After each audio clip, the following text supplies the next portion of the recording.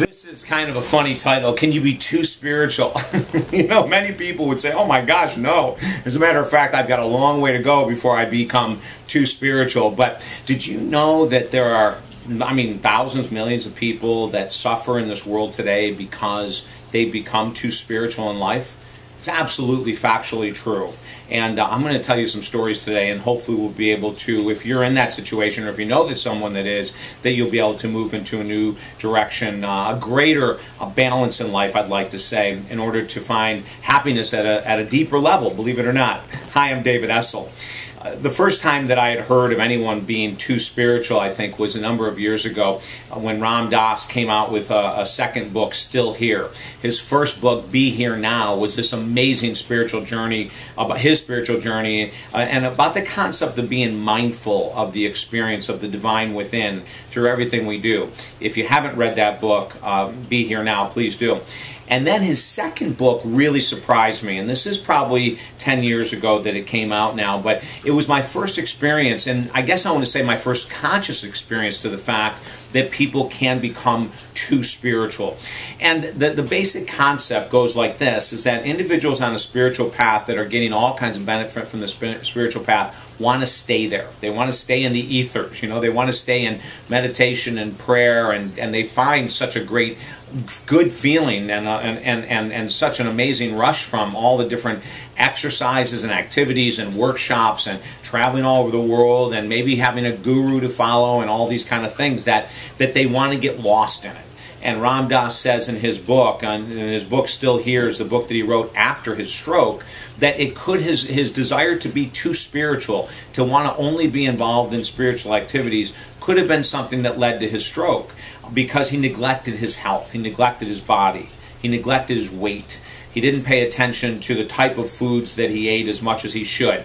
He would just continue to eat and eat and eat, and he would just say, whatever I do to the body isn't as important because I'm here as a spiritual being and all my work is spiritual. And so he justified his lack of attention to the temple, to the physical temple, the vehicle that is our temple on this plane anyway, on earth. He just disregarded it and he abused it. And he says that he senses, quite obviously, that's one of the things that led to health complications and eventually to his stroke. In other words, he admits that he was in denial of taking care of his body. He continued to justify this denial by saying his path was a very spiritual path, and that the more he put into God and into serving and all that, that was the most important thing. But neglecting the body was fine. Who cares about the physical body? And since that time, I have talked to many, many people on a great spiritual path that have admitted the same thing. That maybe they used to take care of their body years ago, but the deeper they got into spiritual practices, that the less they cared about it. We know about some of the great spiritual teachers like Alan Watts that was an alcoholic, he did amazing work. He's one of my silent gurus, I call him, because I learned so much from Alan Watts and his work in Buddhism. But, he was an alcoholic and died of alcohol poisoning, more or less. And he was a heavy smoker, so lots of people on intense spiritual paths have a tendency to totally neglect the body. And it's really not something that we need to be doing or should be doing. In other words, we've been given this incredible temple, the human body, to be able to move us from place to place, and we need to take care of it by looking at what we're doing with food and alcohol and drugs. I'm in recovery myself, and I know how easy it is on the spiritual path to get into doing addictive behaviors, because the spiritual path can be a highly addictive behavior, absolutely. And without some type of awareness, am I taking care of my body, then we could go right down that too, as Ram Dass did and many others. In his book, he talks about several other people that are deeply into the spiritual path that have done the same thing.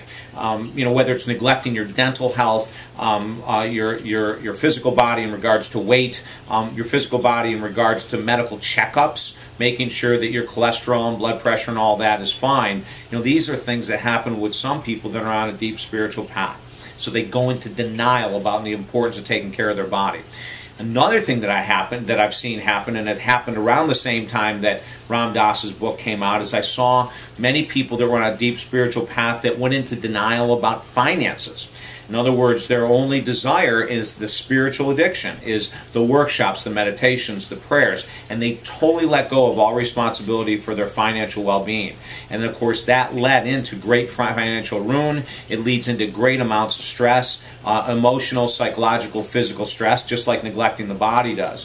So this video today is to say, let's be highly aware. On the opposite side of the spectrum are people that are taking care of their body in great ways, or taking care of their finances in great ways, and they need to put more time into the spiritual. That'll be another video. But today, if you look at your life and you're highly spiritually based, and you're involved in many different kind of wonderful spiritual activities, but that your finances are highly neglected, or your physical health is highly neglected, this is the time, and the reason we do this video is to help you to redirect your life, to get out of denial, to get into the whole concept that we're both spiritual and human beings. And while we're on this planet, we need to respect both aspects of our existence, okay? So if I can help you at all with this, give me a call, let me know. Contact me at talkdavid.com, talkdavid.com. Share this message. If you have someone that's struggling with their health, struggling with their finances, because they're on this incredible path and they're neglecting these other areas of life, see if they might be open to listening to this. Because there are ways that we can come back into some sort of balance, respecting both the mind, body, and spirit. And also, don't forget to sign up here at YouTube under Super Slowdown, and all the videos that we have when they come out will be sent directly to your subscription at YouTube itself, okay? Have a beautiful day. I'm David Essel.